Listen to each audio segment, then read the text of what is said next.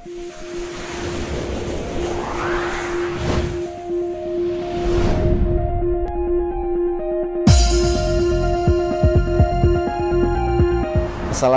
warahmatullahi wabarakatuh. Gross TV kembali mengudara. Grossaver, alhamdulillah akhirnya Gross TV berhasil menjumpai sosok fenomenal Bang Julius Purnawan SH MSI. Oh ya, sebelumnya Grossaver MGD Gross TV, Mahfud ini dari Gross TV, mohon izin boleh kita bisa lepas masker Bang karena udah jaga jarak. Oh, gitu. Biar enak, biar kelihatan wajahnya Bang. Yang ganteng kan ketutupan masker nggak gantengnya berkurang. Nah, itu dia Grossaver, wajah ganteng, bersih, bercahaya sekarang. Wow, kayaknya jauh lebih tenang, lebih kayaknya kerjaan makin mantap ini Bang. Oke, Bang Julius, kita sapa dulu ya Grossaver. Ya. Assalamualaikum warahmatullahi wabarakatuh Bang Julius. Waalaikumsalam warahmatullahi wabarakatuh. Mas sehat Bang? Sehat, alhamdulillah. Jaga imun, sehat. Salam sehat dan tetap prokes. Iya, sehat. Iya. Mudah-mudahan semua dalam sehat ya. Amin. Bang Julius, sedikit dong, aku sedikit aja nggak banyak. Tanggapan Abang mengenai selesainya pelaksanaan Kongres luar biasa IPAT di Lombok. Kan Abang hadir ya di sana. Tanggapannya Bang dikit dong. Tanggapan, udahlah. Jadi makasih teman-teman semua dan rekan-rekan semua. Ngobrol santai nih ya, jadi santai-santai aja ya. Bincang santai. Bisa apa namanya kita ya santai gitu ya. Ya. Mengenai tanggapan terhadap selesainya KLB ya mungkin saya sih sebagai salah satu calon sebagaimana yang dimaksud di dalam Putusan kesepakatan damai itu. Damai. Jadi saya melihat ya memang ya mau nggak mau saya kan harus mengikuti ya. Karena pelaksanaannya itu kan berdasarkan putusan pengadilan dan pelaksanaannya ya underlyingnya ini. Cuma karena putusan pengadilan itu ada yang sifatnya eksekutorial, ada yang sifatnya sukarela. Kalau eksekutorial itu sifatnya misalnya sita, blokir, ya lelang dan lain ambil apa itu ya. Tapi kalau yang non sukarela itu yang sukarela ya seperti kayak sebuah putusan yang pelaksanaannya udah ditetapkan dan para pihak bisa melaksanakan sesuai dengan ketentuan. Dan dalam pelaksanaannya itu bisa memodifikasi sesuai dengan win-win solusi. Nah, di win-win solusi itu kemarin adalah dalam kesepakatan damai. Gitu. Jadi di dalam kesepakatan damai itu ya memang apa yang disebutkan di situ ya mau nggak mau saya harus ikut di situ formatnya ya dalam kesepakatan damai yang memang disepakati gitu ya. Itu kan berawal dari kesepakatan damai itu berawal dari Mas Bambang Oyong, Mas Ruli ya. Udah memulai dengan penggwil-penggwil. Betul. Penggwil-penggwil sedemikian rupa udah memulai jauh bulan apa itu bulan Mei kalau nggak salah. Iya. Mei atau Juni. Kemudian dilalah pada saat lagi habis pelantikan MP3P di pusat. Kebetulan saya dipanggil Pak Menteri pada saat itu ada momen karena saya cuma sendiri yang hadir. Ditanya mengenai IPAT gitu ya. Nah, itu saya ceritakan. Nah, dilalah juga Pak Menteri memanggil Pak Dirjen dengan Pak Direktur secara gitu seketika langsung. Oh, gitu. Jadi bukan atas apa-apa dan diperintahkan untuk menyelesaikan itu dalam waktu sesegera mungkin dan seminggu waktu itu jebet. Wow. Iya. 1 minggu. Seminggu. Sama Pak Menteri kasih waktu. Iya, seminggu katanya. Wow, waduh, kayaknya nggak mungkin ngejar ya gitu. Iya. Kemudian dilanjutkan pertemuan besoknya kalau nggak salah itu tanggal 10. Itu tanggal 10 Desember. Kemudian tanggal 11 Desembernya ada telepon, saya nggak bisa datang pagi, saya datangnya sore. Nah, sore hari itulah kami datang. Di situ saya, rekan Irwan Santosa, rekan Priyatno, rekan Riwan, rekan Eni Wismalia, dan rekan Linda Lamora mewakili Bendahara Umum sebagai bendahara. Linda Lamora. Jadi saya, Irwan, Mas Priyatno, Riwan, Mbak Eni, dan Lina Lamora. Di situ diutarakan beberapa hal terkait dengan perdamaian ya. Sore hari itu hari Jumat langsung. Di situ ketemu. Kemudian ada perumusan-perumusan di hari Senin kemudiannya, ketemulah kami berempat. Saya, Mbak Oti, Bang Donald, Mas Donald, sama Bang Haha. Itu ada fotonya kok, ada dokumentasinya, ada fotonya semua. Dan kebetulan ada rekamannya. Kemudian terus pembahasan gitu ya. Nah, dirumuskan seperti itu. Apa namanya, untuk menjembatani lah, membuka komunikasi di antara para pihak. Amanatnya seperti itu. Iya. Dirumuskan dan hari Sabtu saya mengundang PP tanggal 19 Desember. Itu saya mengundang PP untuk mengadakan rapat di sekretariat. Nah, waktu itu yang hadir pada saat itu sekretariat tuh saya, rekan Priyatno, rekan Irwan Santosa, rekan Ono, rekan Riwan, rekan Eni Wismalia, rekan Seli Suwiknyo, dan Irma Bagindo. Waktu itu ada 7 orang kalau nggak salah, ya lebih, masalah 8 mas saya.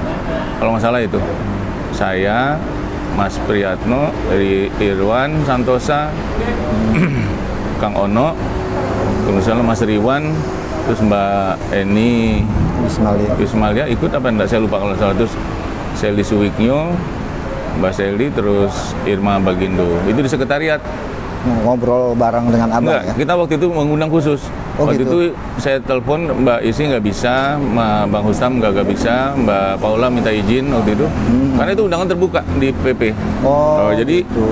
untuk membahas rencana perdamaian, saya akan menjelaskannya secara lisan rangkaiannya, karena namanya lagi pembahasan, jadi tidak dalam bentuk tertulis ataupun WA ataupun apa. Itulah. Di situ kemudian hari Seninnya penandatanganan tanggal 21 Desember. 21 Desember betul. Ya, tanda tangan ya, seperti itu. Jadi itu rangkaiannya diketahui. Dan sebelumnya juga saya dengan penasehat kumpul juga tuh. Dengan penasehat, dengan Dewan Pakar saya komunikasi, dengan penasehat pasti, terus beberapa senior yang lain. Ya, ada di rumah makan sederhana waktu itu kumpul, ada beberapa orang, ada kalau nggak salah itu waktu itu ada beberapa orang lah. Jadi rangkaian itulah, ada mau nggak mau memang harus jadi ambil cepat. Saya melihatnya mempertimbangkannya untuk cepat menyelesaikan aja, ya supaya kita berorganisasi itu dengan dewasa. Artinya kalau ada masalah, ya kita harus segera menyelesaikan. Betul, gitu. setuju. Berarti ketika abang menandatangani perdamaian itu memang sudah pertimbangan matang-matang ya? Ya, saya setelah memperhatikan situasi, kondisi, putusan, ya, terus perjalanan, dan saya komunikasi dengan senior-senior juga. Ini juga jalan yang harus diambil, ya. Sedemikian rupa lah gitu ya. Pembicaraan-pembicaraannya kondusif untuk melihat hal itu. Dan pada saat harus diambil keputusan, ya saya telah menyaring informasi terlebih dahulu mana sisi harus menyelesaikan ya. Iya, betul. Dan kepentingan kita ke depan, yang wacana yang utamanya kepentingan ke depan. Ya. Jangan lihat IPAT-nya. Betul. Jangan lihat JP-nya, Julius Purnawannya, jangan lihat KHH-nya, tapi lihatlah jabatan PPAT kita. Jadi yang utama jabatan PPAT seluruh anggota. Itu yang utama gitu. Jadi ya, saya melihatnya itu harus itu yang saya lihat. Jadi saya pun melakukan itu. Ini momen yang paling pas untuk menjelaskan ya. Betul. Bahwa saya melakukan itu dengan pertimbangan bahwa ini harus dalam posisi yang harus menyelesaikan. Yang saya lihat adalah jabatan PPAT kita dan anggota seluruhnya. Supaya clear ya. Betul, setuju. Cepat selesai, karena begitu banyak kesempatan-kesempatan yang hilang dari kita untuk pembahasan-pembahasan ya. Prioritas-prioritas dalam jabatan kita loh ya. Jangan lihat IPAT-nya ya. Andaikan nggak ada IPAT, nggak ada saya, nggak ada Bang Aha, tetap yang kita lihat adalah jabatan PPAT kita. Ya. Itu yang utama. Apalagi semua anggota mengharapkan kondusif, yang nyaman, kerja yang enak gitu ya. Dan sedemikian rupa lah gitu ya. Nah, sedikit setelah usai dari Lombok perasaan abang seperti apa, Bang? Ya, saya melaksanakan apa yang memang diamanatkan dalam kesepakatan perdamaian. Jadi saya udah memenuhi itu dalam semuanya. Para pihak juga telah menyepakati apa yang dilakukan. Ya, kita melaksanakan itu, gitu ya.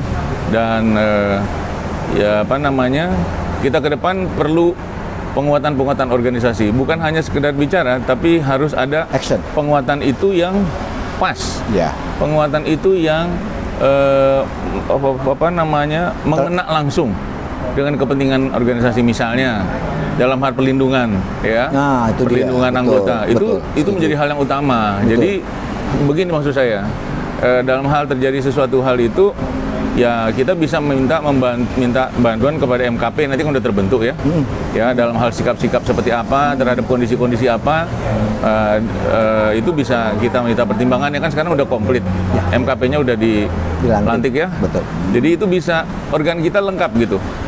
Ya, ada pengurus, ada majelis kehormatannya, ada nanti anggota, dan ada kelembagaan kongresnya udah selesai. Ada yang menarik tadi abang bilang tantangan ke depan itu PPAT banyak tantangan ke depan. Ini maaf kalau koreksi, ini berarti menyangkut dikeluarkannya Undang-Undang Cipta Kerja, yang dalam artian di dalam Undang-Undang Cipta Kerja PP 8 2021 kan banyak tantangan buat PPAT tuh. Ya, mulai dari PP 17, 18, 19, 20, 21, kalau nggak salah ada satu lagi 40 berapa ya, tahun betul. 2021 ya. Itu begitu banyak memang peluang-peluang yang harus kita bahas dan harus kita sosialisasikan, ya. Dan itu peran kita juga pada saat pembahasan itu udah nggak ada sama sekali. Dan ini kan agak berat gitu ya. Berarti kita tidak terlibat. Memang akhirnya ya memang nggak ada kontribusi kondisi tertentu ya, itu ya. Jadi sekarang udahlah, kita prinsipnya tidak melihat ke belakang, bukan basa-basi, tapi close, tutup. Kita ke depan lihat jabatan PPAT-nya. Ya, jabatan PPAT-nya milik semua. Setuju. Ya. Setuju. Kalau dibilang IPAT kan mungkin sangkanya milik pengurus saja, baik pusat, wilayah atau daerah. Betul. Tapi kalau jabatan PPAT adalah milik semua. Ini harus kita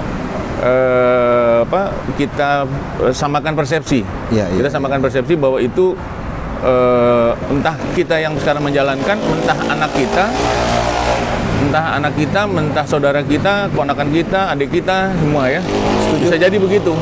Jadi ini harus kita pertahankan itunya gitu.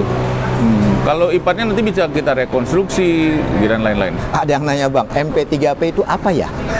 Majelis Pembina dan Pengawas PPAT. Oke pemirsa, langsung aja Gros TV tanyakan ke narasumber yang ada di depan, Bang Julius Purniawan. Bang Julius, jelasin dikit dong nih, ada pertanyaan dari pemirsa Gros TV.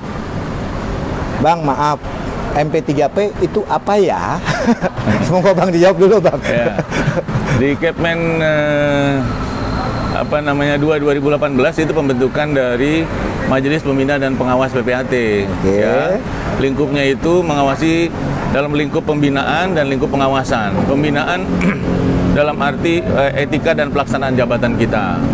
Ya, etika kita terhadap teman sejawat, harkat martabat PPAT, terhadap teman dan terhadap pejabat terkait. Itu di Kepmen jelas itu. Oh iya. Kalau pengawasan terhadap perilaku, pelaksanaan pekerjaan, harus buka kantor, harus melaksanakan cara baik, jangan sampai ada masalah. Berarti MP3P punya hak dong menegur ketika ada anggota tidak buka kantor, gitu maksudnya? Contohnya ya pasti itu ada. Ini ada lagi, ada yang komentar kirain gelar luar negeri. Gelar baru, bukan Grossever. Itu bukan gelar baru, tapi memang dibentuk oleh kementerian, Bang ya? Iya. Dibentuk oleh kementerian yang isinya pembinaan dan pengawasan. Enggak, anggotanya dari kementerian di tingkat pusat, dari kementerian 6 orang, dari IPAT-nya 5 orang. Oke. Ya, di tingkat wilayah 5 orang dari Kanwil, kementerian ATR, 4 orang dari IPAT. Kalau yang di bawah Pengdang ada nggak? Tingkat Pengdang. Oh, sampai tingkat wilayah aja. Wilayah. Nah, maaf koreksi, Abang betul ya sebagai wakil? Apa? Wakil MP3D itu ada di daerah, maaf juga ada daerah. Ada. Kalau komposisinya sama dengan wilayah? Iya, jadi tingkatnya 3, 4, 11, 9, 7, 43. 4 di Kantah, 3 dari IPAT. Oke. Nah, satu lagi, Abang betul sebagai wakil ya? di MP3P. Iya. MP3P. Kapan terakhir tadi abang dilantik kapan? Dilantik kapan? Udah lama dilantik. Oh 2018 ya? 2018. Wow, bulan November. Udah 3 tahun ya? Itu saya 2 tahun ya? 3 tahun gitu. Iya, bersama Pak Badar. Oke. Bersama Kang Habib Aji, bersama rekan Irwan Santosa, bersama rekan Made Priya. Dari sana. Terlepas dari MP3P, tadi kan abang bilang kita tidurlah close, kita melihat ke depan, ya kan gitu. Melihat ke depan dalam artian jangan melihat ipatnya, jangan melihat sosoknya, tapi melihat pekerjaannya, PPAT-nya ke depan, jabatannya. Dimana kan tadi kita tadi disinggung sedikit mengenai munculnya Undang-Undang Cipta Kerja, di mana beberapa PP itu PP 19, 12, 17, 18, 19, 20, 21 itu menyangkut pekerjaan PPAT. Ya, tanahan. Mengenai pertanahan. Nah, tantangan apa bang ke depan mengenai dari situ bang? Apa? Tantangannya apa nih yang harus dipersiapkan nih, dari pekerjaan-pekerjaan PPAT ke depan? Kalau kemarin dari pembahasan yang jelas itu ada klasifikasi. Kalau tanah itu ada ruang bawah tanah dangkal, nah, itu dia. 30 meter di bawah tanah ini 30 meter, dan ruang bawah tanah dalam 30 meter lagi ke bawah. Jadi 60 meter itu udah ada pengaturannya, ruang permukaan tanah ke atas, dan ruang atas tanah. Udara. Iya, itu disebutin seperti itu. Jadi seperti hak pengelolaan itu nanti pengaturannya juga seperti banyak di situ. Ya, hal-hal seperti ini ada kewenangan-kewenangan penambahan kewenangan di kita sebagai PPAT. Resiko. Nanti akan disosialisasikan, cuma teknisnya itu kan baru sampai PP. Nanti teknisnya akan disosialisasikan. One Prasa, you are... Pakai kacamata dong bacanya, jadi kamu nggak ngeriam-ngeriam gitu. Kan saya bintang santai bang, kalau bintang santai aku nggak bawa kacamata. Oke, crossover, karena ini kan acaranya bincang santai ya, jadi santai aja bang. Ini ada lagi nih tanggapan nih, One Prasa, bahasa Inggrisnya tulisannya sih satu Prasa, PHARASA. Prasa. One Prasa, you are so good, Mr. Purnawan. Oh ya, teman-teman semua yang oke itu sebenarnya teman-teman semua PPAT semua ya. Saya lihat oke semua, bisa mengerti lah dan bisa melihat yang tadi yang kita lihat adalah kepentingan jabatan kita lah. Ya, berarti kan walaupun ini kan oke lah, terlepas ke jabatan PPAT ke depan bang. Ya. Tapi kan itu kan harus ada yang menjembatani untuk dalam artian pekerjaan ini kan tidak mungkin personal datang ke kementerian. Itu gimana bang ke depan dalam artian untuk mensosialisasikan tadi bicara perlindungan ketika nanti bikin ruang bawah tanah 30 meter tambah 30 meter ke atas tambah lagi, itu kan sosialisasinya kan belum. Nanti anggota aja banyak yang bingung gimana bikin aktenya. Kalau salah-salah bagaimana perlindungannya? Nah itu gimana bang? Iya, makanya nanti akan disosialisasikan. Kita butuh kondisi seperti ini yang mungkin dalam peraturan teknisnya nanti akan banyak, mudah-mudahan ya, akan melibatkan organisasi untuk pembahasan-pembahasannya, ya kan?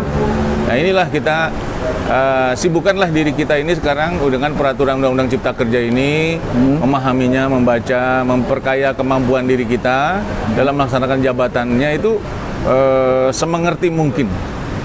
Saya juga berusaha untuk membaca-baca lah ya, untuk buka lagi pengetahuan itu supaya jangan terlalu sibuk dengan hal yang, maaf ya, bukan yang nggak perlu, hal yang kira-kira menjadi hiruk pikuk terus gitu ya. Setuju. Selesaikanlah. Saya nggak bilang konflik, saya hanya bilang hiruk pikuk ya. Hiruk pikuk itu lebih menenangkan lah, lebih menyejukkan, menyamankan ya.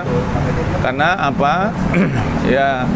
ya bisa membawa irama itu menjadi kembali bersama. Amin. Ya, karena dulu kita bersama, kita berteman, bersahabat, ya gitu ya. Ya, setuju. Gitu. Apa yang perlu dikawal? Dari apa yang harus dikawal dalam artian yang menyangkut dengan pekerjaan jabatan PPAT? Jangan sampai dalam artian nanti ketika itu disosialisasikan kemudian berlaku secara 100%, terjadi bukan kekacauan, yang muncul masalah-masalah yang sebetulnya yang dikawal itu adalah dari sekarang kita pertama dari diri sendiri yang membaca itu, membuka baca itu, ya. Kemudian Pengda juga mempersiapkan diri, ya. Jangan manggil orang untuk seminar tapi dia nggak ngerti dari awal, gitu. Jadi anggota juga anggota juga harus udah mempersiapkan diri dalam apa namanya, dalam mempersiapkan diri ngikuti seminar tuh udah ada sedikit bacaan. Taruh, aku potong. Ada harapan dari pemirsa, Bang Julius harus masuk di dalam kepengurusan. Ini lagi menjawab pertanyaan itu kok udah dijawab lagi sama kamu. Ada pertanyaan dari pemirsa. Lanjut Bang. Iya, jadi itu pertanyaan-pertanyaan boleh apa namanya sibuk. Jadi yang harus dikawal itu ya itu. Kita sedikit-sedikit mengerti ya. Dan pada saat kita ikuti seminar kita udah tahu gambarannya itu menjadi lebih jelas. Iya. Jadi pada saat masuk seminar tuh ada gambaran lah sedikit. Mau itu lewat daring, luring, nggak apa-apa. Oh, seperti yang di Bandung itu? Iya. Itu kan saya sendiri sampai mendengerin gitu ya pengelolaan. Pengelolaan itu kan sebenarnya ada 3 lah kondisinya. 1 pemegang pemilik ya, hak pengelolaannya ya. Kedua yang pengelolanya. Ya, dari hak HPL-nya punya hak. Nah, biasanya dia ada yang dioper di perjanjian kepada pihak ketiga lain atau dikelola sendiri langsung. Terus yang ketiga adalah ada perjanjiannya di antara mereka, antara pemilik dengan pengelola ada perjanjiannya. Yang keempat biasanya itu ada retribusinya. Untuk wilayah daerah yang perkotaan itu biasanya retribusinya lebih mahal daripada yang non perkotaan. Yang di pinggiran ya. Itu retribusinya biasanya pemerintah daerah akan menerapkan jumlah tertentu. Nah itu harus dimengerti dari awal gitu ya. Terus ada pengelolaan di atas HGU 35, 25, 35. 35 pemberian awal, 25 perpanjangan, 35 pembaharuannya. Kalau HGU, HGB-nya 30, 20, 30. 30 pemberian hak barunya, 20 perpanjangannya, 25. pembaharuannya nanti 30. 30 lagi, balik lagi 30. Ya. Nah kayak begitu tuh. Saya sedikit kemarin mendengar, saya hafalin tuh. Oh, 35, 25, 35. 30, 20, 30 gitu ya. Ruang bawah tanah dangkal, ruang bawah tanah dalam, permukaan, ruang atasnya. Nah ini hal-hal yang begitu harus kita sedikit minimal secara normatif lah ngerti ya. Minimal gitu ya. Jadi harus kita kawal pemahaman-pemahaman begitunya ya. Berarti kan harus ada sinergi dong Bang? Oh iya pasti. Artinya begini, makanya itu Pengda pun harus mempersiapkan diri. Dalam padahal misalnya ada seminar seperti itu, ya tersosialisasikanlah dengan baik. Iya. Nah sekarang ini ya itu artinya kesibukan kita sekarang harus memperbanyak dan memperdalam pengetahuan dan keilmuan. Mau nyapa Bang Andris? Mantap brother, lanjutkan. Mas Andris. Bang Andris. Oh, Bang Andris ya. Langsung Bang Bro Andris langsung saya sampaikan ke Bang Julius. Selamat brother, sama juga. Makasih semuanya. Lanjut, ya, jadi saya mengajak juga teman-teman yang lain, kita bersama-sama lagi gitu kondisinya ya. Menyibukkan diri untuk memperkaya, memperkuat dan menambah pengetahuan kita, mempersiapkan. Nah, sinergi yang perlu dilakukan baik dari tingkat PP, Pengwil, Pengda menghadapi tantangan tadi itu. Lah jelas, saya sih melihatnya kondisi begini. Kelengkapan alat organisasi ini udah lengkap, ya. Organisasi ini udah lengkap. Elaborate kemampuan-kemampuan teman-teman di daerah. Misalnya di Pengda-Pengda ada yang kita anggap mumpuni dalam pengetahuan. Di setiap Pengda-Pengda ada mumpuni pengetahuan. Dirangkul. Dia dirangkul untuk menjadi keren. Katakanlah center of knowledge. Wow. Bukan suruh, minta dia untuk mempelajari materi itu. Sehingga dia bisa menularkan totok tular kepada temannya di Pengda. Nah, gitu. Jadi bikinlah berarti menggali sumber daya yang ada di daerah. Dari Pengda masing-masing. Wow, keren. Ya, ada yang lebih senior bisa mumpuni. Gali dia, tugaskanlah oleh Pengdanya untuk memperdalam itu. Nanti dia bisa men-sharing kepada teman-temannya. Jika ada permasalahan, dia bisa dikomunikasikan ke pusat dengan pengurus pusat PP nanti ataupun ke kementerian. Itu maksudnya yang harus dikawal seperti itu. Bangun pengetahuan itu secara serempak supaya semuanya pinter, semuanya mumpuni, semuanya bisa menjadi center excellence buat jabatan PPAT ke depan. Kembali Bang Andris menyampaikan, senang melihat saudaraku berbagi ilmu dan berorganisasi dengan sehat. Udah Bang Andris ya, udah disampaikan. Nah, menggali itu kan tidak semudah membalikan tangan Bang. Dalam artian kan Abang tahu lah, Abang kan sudah lama sebagai PPAT, tahun berapa dilantik sebagai notaris. Di daerah itu kan kadang-kadang malu-malu kucing Bang, kita anggota. Dia punya kemampuan tapi enggan muncul, itu gimana Bang untuk menggalinya? Ini sebagai dari kacamata MP3P. Mungkin konteksnya maksudnya begini, jangan orangnya itu terus. Galilah kemampuan itu yang di MP3P. Kalau memang masih ada orang lain, bisa dilibatkan orang lain. Sebenarnya ini hal dua yang berbeda. Yang satu pengurus, yang satu pembina dan pengawas. Walaupun semuanya adalah pengurus gitu ya. Tapi kemampuan itu sedemikian rupa dibangun bersama-sama. Bang Julius dapat undangan dari Labuan Batu, berkenan diundang ke Labuan Batu. Oh, BST itu ya? Bukan, dari Eko Pranata. Oh, Mas Eko ya, salah Mas Eko. Berkenan diundang ke Labuan Batu nih langsung nih. Undangan materi. Ini langsung nih, undangannya langsung melalui. Boleh. Bang Eko Pranata sudah dijawab langsung oleh Bang JP. Siap katanya. Tapi berbagi ilmu ya. Aku mah belum apa-apa, yang lain mungkin lebih banyak ya. Lanjut Bang. Nah, jangan itu aja. Nah, aku sih ngeliat contoh apa betul pernah dengar Mas Londong yang di Kalimantan. Mas apa? Contohnya ini sebagai contoh. Siapa Londong yang Kalimantan yang menguasai banget KLBI itu? Aduh, siapa namanya? Nah, seperti itu kah maksudnya? Ya, artinya memang ini supaya kita semarakkan itu Center Excellence untuk di masing-masing Center of Knowledge dari PPAT di masing-masing Pengda.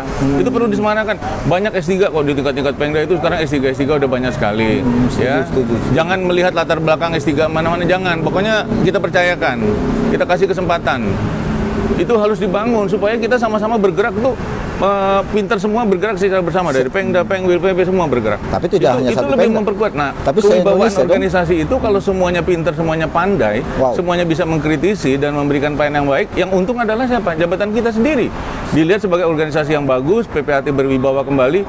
Jadi kata berwibawa organisasi, berwibawa jabatannya, ataupun bisa mempunyai keilmuan itu, sebenarnya itu kesempatan itu udah ada. PPAT itu rata-rata pengetahuan terhadap maaf ya, dengan profesi yang lain, bidang hukum yang lain udah lebih unggul. Ya iyalah. Karena betul. Badan hukum, badan perseorangan dia udah ngerti, waris sudah ngerti, hukum keluarga dia udah ngerti, ya kan, hukum tanah dia udah ngerti. Tinggal bagaimana kita menyemarakan, mengajak teman-teman semua, yuk bangun. Jadi sebetulnya jabatan PPAT punya nilai tawar yang tinggi dong seharusnya, Bang. Kalau dalam konteks itu iya, udah punya pengetahuan, basic pengetahuan udah pasti, saya yakin dari manapun lulusannya pasti pengetahuannya udah lebih bagus.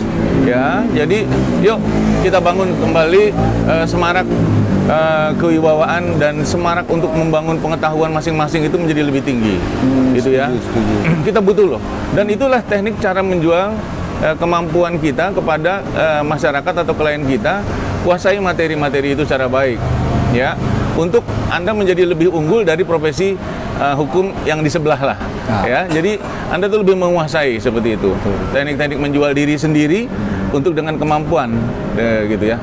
Nah, ke depan, Abang kan sebagai wakil MP3P, sebagai pembina ya, pembina dan pengawas. Ya. Apa yang akan dilakukan Abang ke depan? Melihat ke depan? Iya, pertama penegakan disiplin itu wajib, ya. Nampaknya sekarang kementerian akan banyak melakukan itu, selaku pembina ya, dan kita terlibat di dalamnya akan banyak melakukan pembinaan sebagai langkah awal. Kemudian mengawasi terhadap pelaksanaannya. Oh, berarti penertiban gitu? Iya, penertiban kayak ini aja. Saya kantip Mas, kayak Satpol PP dong. Apa bahasa bagusnya apa nih? Bukan penertiban. Yang bina dan pengawas lah.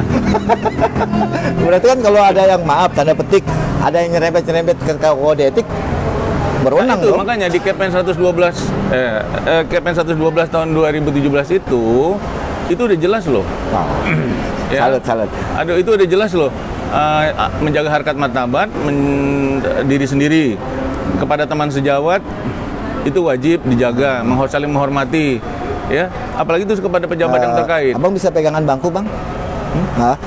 Ini ada sedikit nih, pegangan bangku dulu sebentar, jangan sampai terbang abangnya. Perlu sosok ini yang dibutuhkan saat ini, JP berwibawa. Jangan terbang, Bang, kata aku suruh pegang bangku. Jangan terbang. Saya silakan dikomentari. Aduh, apa ya? Saya nggak berhak menilai diri saya lah. Anggota loh Bang, Gitu. bukan saya loh. Ya, terima kasih semuanya. Bukan Gross loh yang Supportnya, bilang dukungan gini. teman-teman semua. Support dan dukungan teman-teman semua. Guyup Ipat mantap. Eko Pranata. Ya, ya. Nah, itu berarti sinergitas Abang di MP3P seperti tadi itu memberikan perlindungan Pembinaan dan pembinaan, pengawasan. Nah, kalau melihat kondisi saat ini gimana Bang? Apakah maaf sedikit aja nih bocorin kalau berkenan masih banyak Kak sih anggota yang suka nyerempet-nyerempet kode etik? Oh, kita kan bicara ke depan nih Bang, biar lebih. Tadi kan apalagi kementerian ada niat untuk tadi bukan Satpol PP ya, menertibkan atau lebih menggiatkan lagi MP3P. Gimana Bang?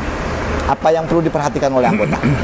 Ya kembali lagi bahwa saya memang panduan kita cuma itu ya, PP 3798, 24 2016, terus Permen 2 2018 ya.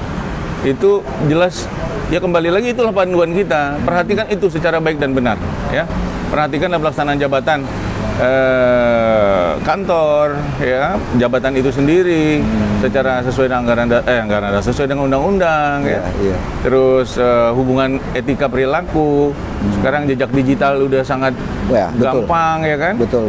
Berkata dengan baik, gitu ya. Berperilaku yang baik lah, udahlah, gitu ya. Tunjukkan sebagai kewibawaan itu nggak bisa oleh pengurus. Kewibawaan organisasi itu oleh semua anggota. Tapi pengurus harus memberikan contoh. Oh iya, setuju. Pengurus harus memberikan contoh. Setuju. Ya, pengurus memberikan contoh, memberikan tauladan dan memberikan bimbingan bahasa Jawa apa? Ingar sosing. Bukan Sontolodo. Gitu ya. Bukan Sontoloyo Bang. Tuturi Handayani. Ya. Tuturi Handayani. Bukan Sontoloyo, Sontolodo. Iya, bukan Sontoloyo. Kalau Sontoloyo orang marah. Ngasih teladan, di depan ngasih contoh, di belakang, ya kan, di belakang mendukung, ya kan? Mendukung, gitu ya. Saya lupa. Tuturi Handayani. Ya. Nah, jadi itu udah dari slogan dari apa namanya pendidikan kita ya. Iya, itu harus diingat kembali lah. Zaman SD banget itu Bang. Ya, pengurus harus ngasih contoh. Tapi semua tergantung juga dari anggota.